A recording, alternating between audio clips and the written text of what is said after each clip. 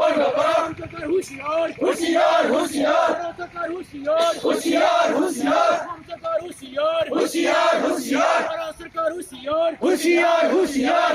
সরকার হুঁশিয়ার হুঁশিয়ার হুঁশিয়ার নরেন্দ্র মোদি হাই হাই হাই হাই হাই হাই নরেন্দ্র মোদি হাই হাই হাই হাই হাই হাই নরেন্দ্র খনওয়াল হাই হাই হাই হাই হাই হাই একশো long live long live long live একশো long live long live long live একশো long live long live long live Sisitua long live long live long live Unity long live long live long live Narendra Modi কক back কাৰণে এই amendment বিল যদি cab নাহে যদি জনজাতি বিলখন আহে তেতিয়াহ'লে কেব নাহিলেও জনজাতিসকল সম্পূৰ্ণৰূপে বিধ্বস্ত হৈ যাব সেইকাৰণে জনজাতিসকল অৰ্থাৎ অসমত বসবাস কৰা বৰ্তমানৰ জনজাতিসকলৰ কেবতকৈ আটাইতকৈ ভয়ানক যিখন বিল সেইখন হৈছে জনজাতি সংবিধান সংশোধনী বিল এইখন আমি যিকোনো মূল্যৰ বিনিময়ত বাতিল কৰিব লাগিব আৰু এই বাতিলৰ কাৰণে আমি ইতিমধ্যে প্ৰথম কাৰ্যসূচী হিচাপে আজি সমগ্ৰ অসমত জোৰ কাৰ্যসূচী লোৱাৰ লগতে আজি এই এমেণ্ডমেণ্ট বিলৰ প্ৰতিক্ৰিয়া আমি দাখ কৰিছোঁ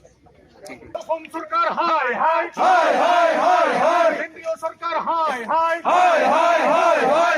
কেন্দ্রীয় সরকার হাই হাই হাই হাই হাই হাই অসম সরকার হুঁশিয়ার হুঁশিয়ার হুঁশিয়ার কেন্দ্রীয় সরকার হুঁশিয়ার হুঁশিয়ার হুঁশিয়ার জনগোষ্ঠী জনজাতিকরণ বন্ধ করো বন্ধ করো বন্ধ করো জনগোষ্ঠী জনজাতিকরণ নচলিব নচলিব নচলিব